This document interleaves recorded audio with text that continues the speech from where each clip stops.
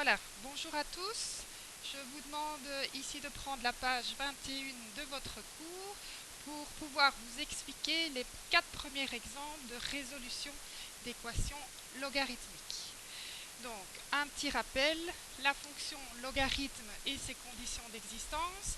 Donc, vous avez le logarithme de x en base a. Il ne faut pas oublier les conditions sur le a qui doit être strictement positif différent de 1 et le x qui doit être strictement positif. Donc ces conditions ont été vues dans la définition qui se trouve à la page 19. Voilà, ces deux conditions. Donc ça c'est une première chose.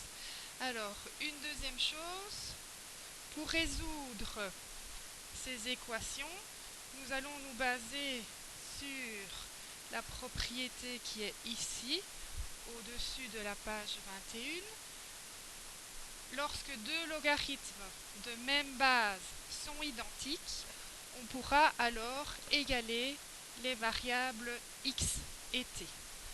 Cette propriété, c'est la même que celle que nous avons utilisée pour les fonctions exponentielles, ou qui disait que lorsque deux fonctions exponentielles de même base sont identiques, on a pu égaler le x et le t.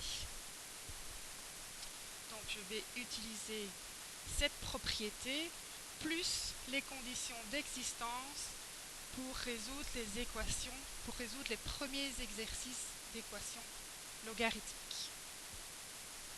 Alors je ne vais pas les faire dans l'ordre, donc je vais commencer ici par l'exemple B.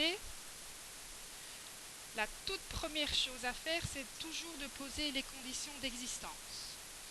Donc on va d'abord regarder quelle est la valeur de la base. Donc je suis ici face à la classe de 6e E qui va participer à la vidéo, qui peut quand même parler, même si vous ne les voyez pas. Donc, quelles sont les conditions d'existence par rapport à la base? La base doit être strictement positive différente de 1. Mais quelle est la base ici dans l'équation? La base, c'est 4. Est-ce que 4 est une valeur strictement positive différente de 1? Oui, donc la première condition d'existence est vérifiée.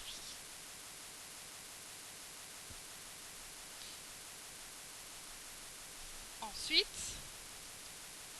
nous devons poser la condition d'existence par rapport au x. Alors, ce n'est pas nécessairement le x tout seul, mais ce qu'il y a à l'intérieur du logarithme. Qu'est-ce qu'il y a à l'intérieur de chacun des logarithmes présents? Tout d'abord, il y a un 2x plus 1. Ce qui veut dire que ce 2x plus 1 doit être strictement positif. Comment faire pour résoudre une inéquation? À chaque fois que je vous ai demandé de résoudre des inéquations, depuis la 4e, il faut faire un tableau de signes. Donc nous allons effectuer un tableau de signes. Pour pouvoir faire un tableau de signes, il faut en premier lieu chercher les racines de la fonction qu'on étudie. C'est une fonction du premier degré. Donc on peut, si on en a besoin, calculer sur le côté quand est-ce que 2x plus 1 est égal à 0, ce qui veut dire que 2x est égal à moins 1, et encore x est égal à moins 1 demi. Donc la racine de cette fonction du premier degré, c'est moins 1 demi. Fonction du premier degré, est-ce qu'elle est croissante ou décroissante? Elle est croissante, ce qui veut dire qu'au niveau des signes, une fois qu'on a le petit schéma en tête, c'est facile pour placer les signes, puisqu'on va d'abord commencer par les négatifs, passer par 0 et ensuite être dans les positifs. On passe à la condition d'existence suivante, qui impose ce qu'il y a dans le deuxième logarithme, c'est le 3 moins x. Donc ce 3 moins x doit être strictement positif. De la même manière que j'ai imposé que le 2x plus 1 devait être strictement positif. C'est une deuxième inéquation, donc on réalise également un tableau de signes. Alors, je vais placer mon tableau de telle façon à superposer les tableaux et à placer mes racines par ordre croissant. Donc ici, la racine, c'est 3, donc je fais exprès de placer 3 un peu à droite de moins 1,5. Vous allez comprendre tout de suite pourquoi je décale le tableau de cette façon.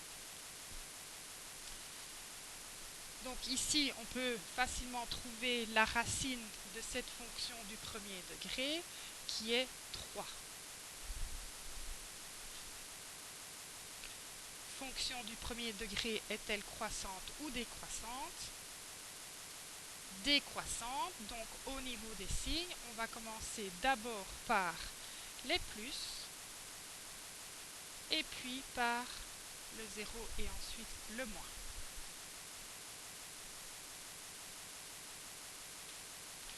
Une fois que ces deux tableaux de signes sont réalisés, on doit regarder là où les deux conditions sont vérifiées en même temps. La première condition demandait que 2x plus 1 soit strictement positif. Ça veut dire que dans le tableau, on doit prendre toutes les valeurs au-dessus de moins 1,5.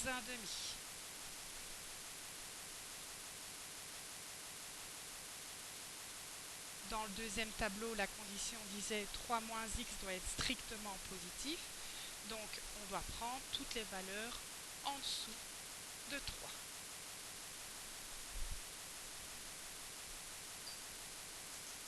J'ai décalé les tableaux.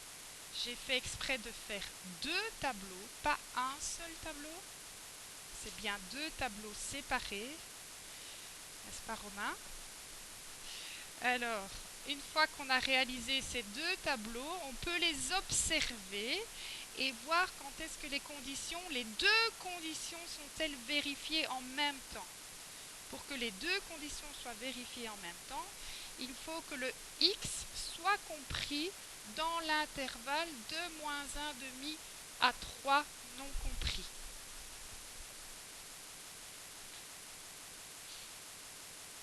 Les deux conditions d'existence doivent être vérifiées en même temps.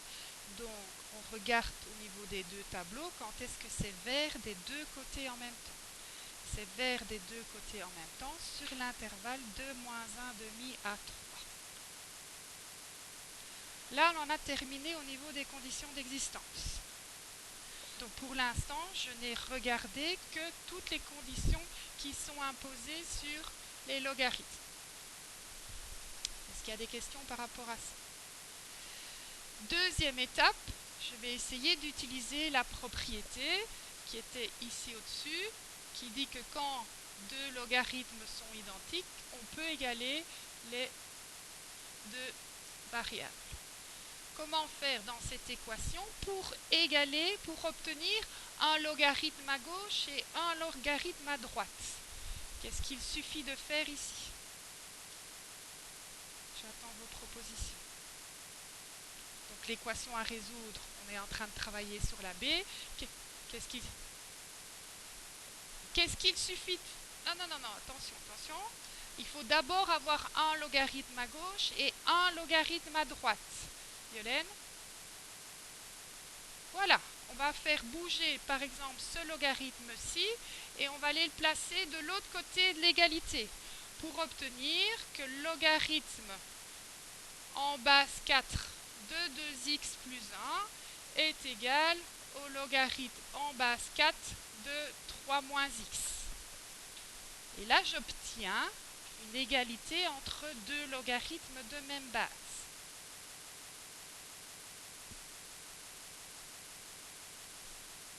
Ce qui veut dire que maintenant, je peux égaler ce qu'il y a à l'intérieur des deux logarithmes, c'est-à-dire les deux variables, les deux parenthèses à l'intérieur des deux logarithmes. Et donc, je peux égaler le 2x plus 1 et le 3 moins x.